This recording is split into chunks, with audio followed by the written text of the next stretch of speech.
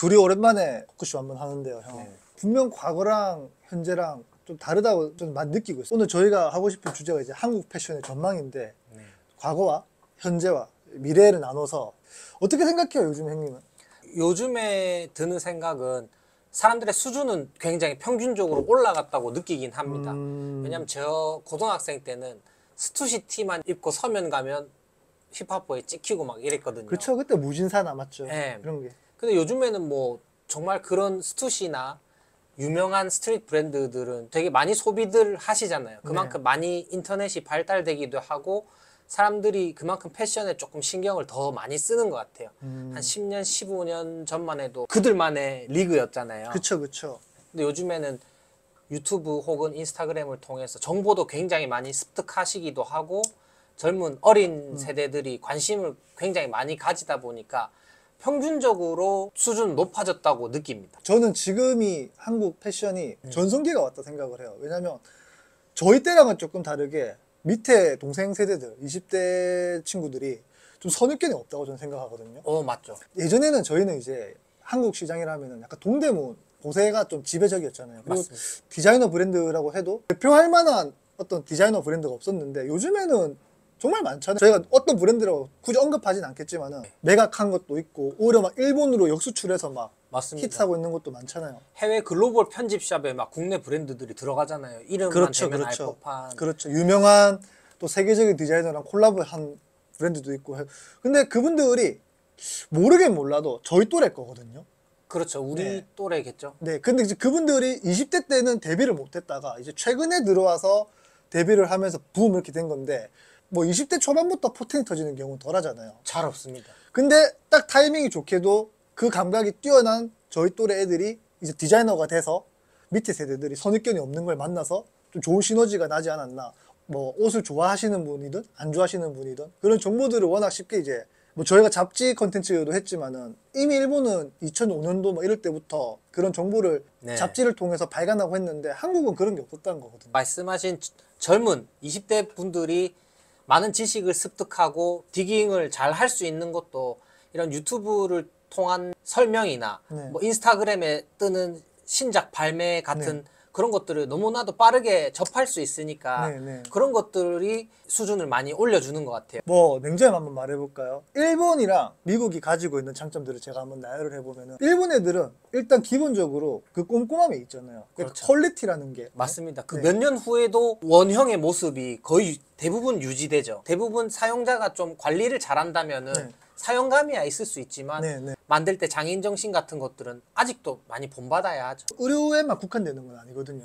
기계나 다른 맞습니다. 것들, 부품 같은 것도 일본은 잘 만들기로 유명하잖아요. 저는 그게 시장에 먹혔다 생각을 해요. 왜냐면 메이드 인 재팬은 확실히 퀄리티가 다른 거는 뭐 저가 굳이 말하지 않아도 다 아실 거라 생각을 해요. 일본이 가지고 있는 장점이라면은 장인 정신의 기반이고 미국 브랜드 같은 경우는 일본에 비해서 좀 브랜드가 막 뭐랄까 꼼꼼하진 않죠. 섬세함은 떨어지지만 네, 좀 네. 투박할지언정 그쵸. 그래도 견고함. 네네. 차도 똑같아요. 미국 차는 뭐 되게 내부가 예쁘거나 막 연비가 잘 나오고 이런 느낌보다는 네. 튼튼하고 네. 막 강인한. 멀리 가고 강한. 네. 그게 이제 또 남성성이랑도 직결되어 그렇죠. 있잖아요. 네. 그래서 보통 아메카지나 미국 빈티지 좋아하시는 분들은 조금 이제 남성적인 모습, 남자다운 모습이고 일본 브랜드는 그거랑 비슷할 수는 있지만 섬세하죠. 네, 일본이 미국의 영향을 많이 받았기 때문에 비슷한 듯하지만 좀 섬세하고 약간 그 디테일 같은 것도 좀 더 많이 볼 수 있죠. 네.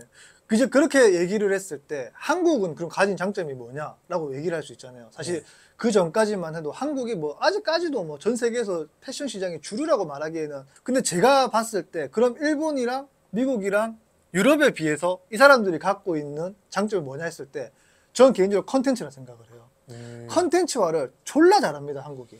맞습니다. 네, 이게 그 연예인들 막 뷰티 같은 거 이런 것도 보면은 오히려 막 해외들 따라한다 하잖아요. 맞아요.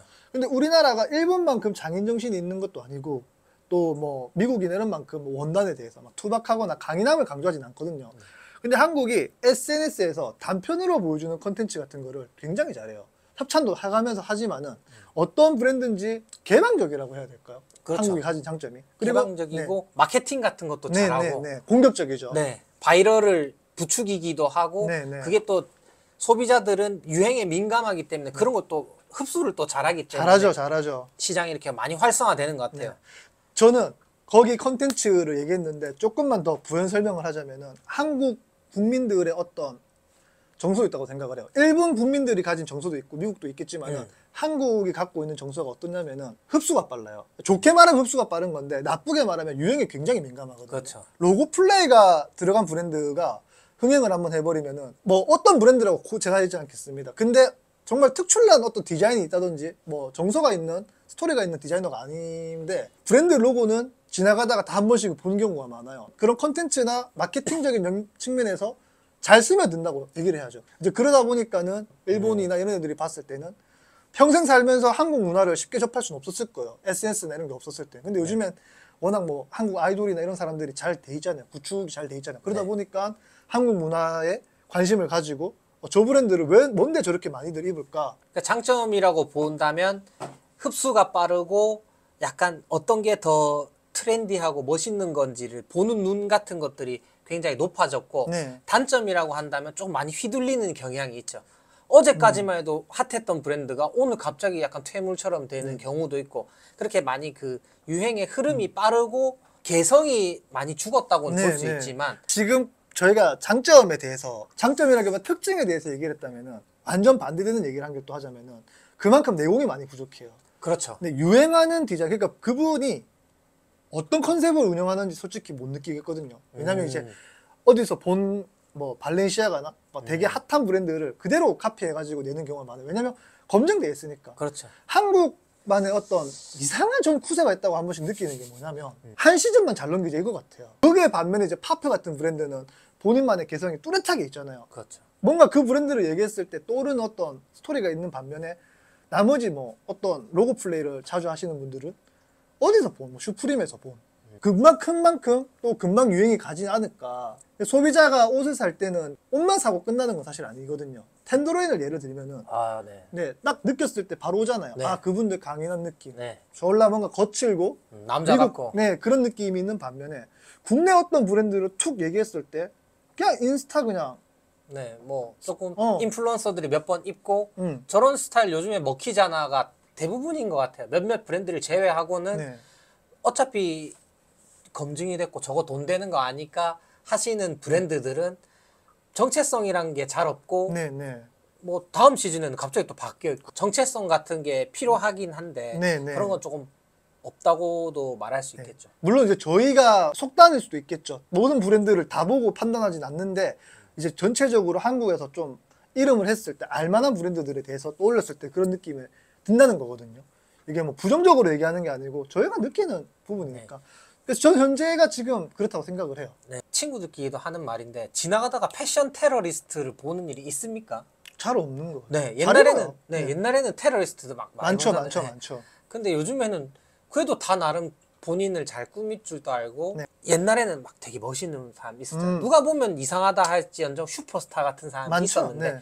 요즘에는 그런 사람은 잘 없잖아요. 맞아요, 맞아요. 생각해보면 그렇네. 와, 저 사람 진짜 개멋있다라고 느껴지는 사람은 없어요. 이상하다는 사람도 없지만 멋있는 사람도 없는 그런 느낌이긴 하죠. 좀 이렇게 획일화됐다고 해야 될까요? 네, 여자친구 만들 수 있고 음. 약간 이런 느낌이 네. 약간 뭐 매뉴얼처럼 네. 유튜브나 뭐 이런 데서 블로그 같은 데서 이렇게 매뉴얼처럼 나와 있기 때문에 게임으로 치면 망하지 않는 테크트리 같은 게 존재하는 것 같아요.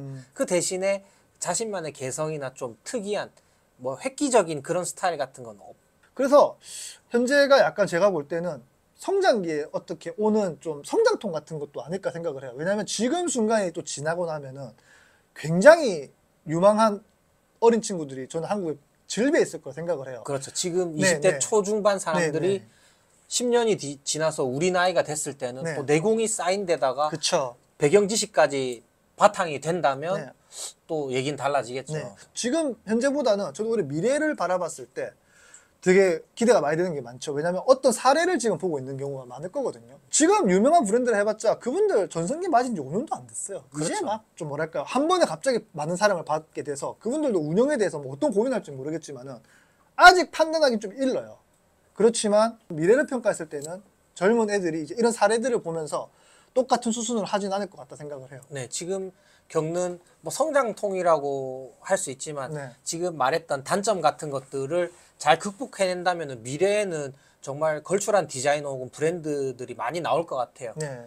센스 같은 것들이 이미 좋죠. 많이 가지고 있습니다. 맞아요, 맞아요. 지금 어린 친구들의 부모님 세대도 조금 멋을 많이 부렸던 분들이 또 계실 수도 있고 네. 한국 패션이 좀 유독 일부 패션에 비해서 남성성이 좀 떨어지는 디자인이 좀 많이 나오는 것 같아요. 그렇죠. 그 조금 네. 유럽과 미국과 일본 그 어딘가에 근데 미국은 조금 남성적이에요. 그렇죠. 남자는 막 되게 남자다워야 하고 여자는 여자다워야 하는 게 강한데 음. 또 일본은 일단 그 신체 사이즈도 작은데다가 조금 섬세함이 가미되어 있어서 다 나라마다 대륙마다 특징이 다르잖아요. 네. 한국은 그 어딘가에 있는데 일본의 어떤 1차 그 뭐랄까 전성기? 그러니까 네. 황금기랑 90년대를 보통 지목하잖아요. 근데 네. 그때는 이제 뭐 더블탭스나 네. 네이버후드, 뭐 비즈빔이나 이런 좀 뭔가 남성적인 대신에 아메리칸 캐주얼을 즐기고 빈티지 의류를 즐기거나 조금 여성적이거나 중성적인 느낌이 덜 하긴 하죠. 네. 근데 그분들은 한국 브랜드를 또 안 좋아해요. 보면. 그렇죠. 네. 미국 브랜드나 일본 뭐 네. 이런 거 좋아. 저희도 뭐 당장에 뭐 사실 한국 브랜드에 대해서 뭐 봤을 때 저희가 평가하다기보다는 네. 취향이니까. 뭔가 좀 그 일본이나 미국에 비해서 뭔가 디자인적인 측면이 너무 대중화돼 있는 거 사실이니까 네. 뭐 대중성 있는 저런 게 인기 많을 거 이해는 가 하지만 네. 내가 입고 싶진 않아라는 브랜드가 많긴 하죠. 많죠. 미래는 어떻게 될 것 같습니까, 형 생각에? 양갈래길에 지금 놓여 있다고 보는데 음. 좋게 그러니까 뭐가 좋고 뭐가 나쁘다냐기보다는 네. 제가 생각했을 때 좀 올바른 방향으로 간다면 좀 다양해지고 약간 테크웨어가 유행이니까 그런 걸 막 찍어내고 고프코어 유행이라서 등산복 만들다가 요즘에는 러닝 한다 해서 막 갑자기 러닝하고 이런 게 아니고 네, 네. 시작부터 그랬고 지금까지 그러는 브랜드들이 있잖아요. 많죠. 심지를 가지고 조금 변형은 있겠지만 그 자기들이 하고자 하는 그 이미지를 쭉 가져가는 브랜드들이 다양하게 생겨나고 젊은 천재들이 다양하고 그 중에 특출난 사람이 있다면 되게 올바르게 미래가 갈 것 같지만 조금 지금처럼 과도기에 자칫 잘못하면 이대로 고여 있을 것 같기도 하고 이게 돈 된다고 해서 전부 다 일로 쑥 밀려가 우르르 갔다가 또 다른 게 돈 된다 하면 또 글로 가고 하면 그렇게 바람직해 보일 것 같지는 않아요. 세계가 지금 한국을 주목하고 있는 거는 부정할 수 없는 사실 같거든요. 맞아요. 성수동에 휴먼메이드 매장 퍼렐도 오고 막 푸샤티 와서 랩하고 했잖아요. 베르디랑 막 네, 그런 네, 거 네. 보면은 근 1년 안에 되게 많은 게 생겼잖아요. 그쵸. 슈프림, 뭐 팔라스, 네. 키스, 음.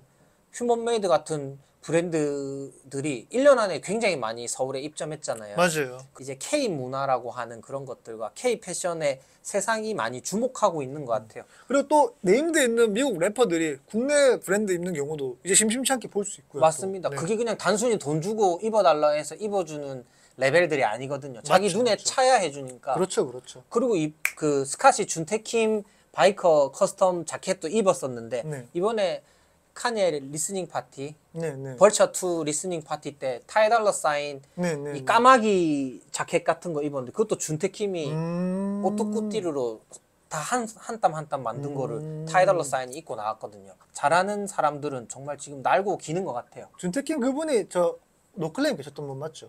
그것까지는 잘 모르겠어요. 엄청나게 성장하셨네요. 그렇죠. 봤을 때 저랑 비슷한 생각이신가요? 거의 똑같죠. 저희 같은 시대에 살았고 또 같은 걸 봐왔고 하니까 느끼는 감정도 네, 비슷. 옷을 계속 본업으로 하고 있는 분들이고 옷을 워낙 또 좋아하고 하니까 많은 사례를 오고 가면서 봤으니까 알죠 이제.